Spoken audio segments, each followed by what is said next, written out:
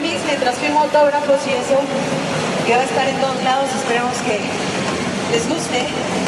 Y ayer les decía que lo oigan cuando abran el excusado y lo oigan y la luciden. Y si no les gusta, recomiéndala, porque siempre hay alguien que le queremos hacer daño. Entonces, regálale el disco o algo. Gracias.